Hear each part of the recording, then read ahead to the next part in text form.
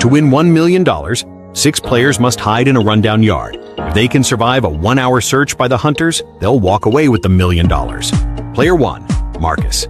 His plan was to hide inside an oil barrel. First, he dug a hole in the yard, just big enough for him to squat down. Then he slipped on a modified oil barrel, poured a thin layer of oil inside to make it look like a full barrel of oil, and put the lid on. The hiding spot was absolutely perfect.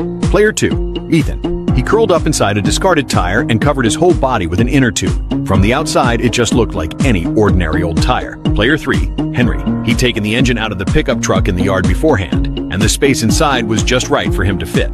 The only question was, could this older guy last an hour in such a tight spot? Player 4, David. He was going to hide underground. To pull this off, he chiseled a big hole under the floorboards of a room, covered the entrance with a carpet, and restored the room to its original state. You'd never guess anything was off. Player 5, Mike. He was going to hide in a pine tree in the yard, and he brought along props he'd prepared in advance. It sounded underwhelming at first, but once he was hidden, you'd barely notice him if you weren't paying close attention.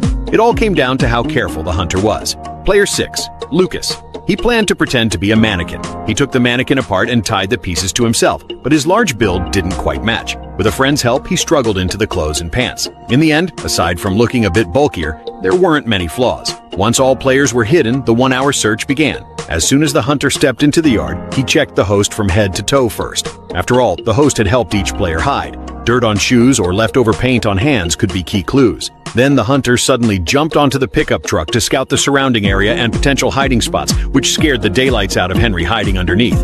He immediately mapped out a search route in his head, and the hunt was on. Right off the bat, he zeroed in on the oil barrel in the yard. Lucky for Marcus, the hunter only lifted the lid for a quick glance and didn't suspect a thing. Next, he headed to the junk room, Ethan's hiding spot. The hunter checked all the corners where someone might be hiding, but maybe the tire was too obvious. It didn't get a second look.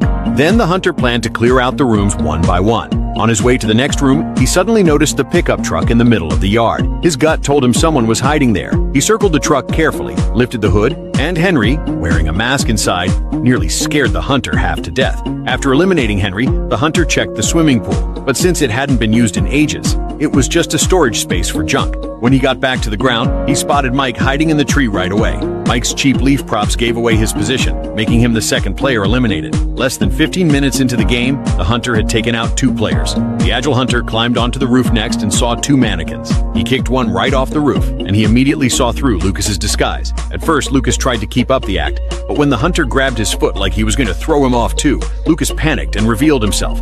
Third elimination. Back on the ground, half the game time was gone. Having eliminated 3 outdoor hiders, the hunter shifted his focus indoors.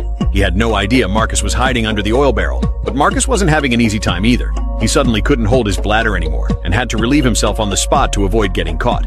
Meanwhile, the hunter launched a thorough search of the house, missing no details. When he entered David's room, the floor bounced noticeably and made an empty sound under his 180-pound frame. The hunter lifted the carpet and the hidden door was exposed. David had nowhere to run. 4th elimination. All that trouble with cutting tools and drills, only to get caught instantly. Total rookie, but way too into the game. Next, the hunter headed back to the junk room. This time, Ethan wasn't so lucky. He zeroed in on the lonely tire right away, wanting to drag it to the middle for a closer look. But as soon as the tire rolled a couple of times, poor Ethan tumbled out onto the ground, completely stunned. 5th elimination. As the game neared its end, the sky suddenly turned dark and a light drizzle started to fall. Only 1 player remained. The hunter was conducting a thorough search of the lawn, worried that some sneaky camper might be buried underground. But Marcus, squatting in the oil barrel, was barely holding on. Soon thunder and lightning struck, and the rain poured harder.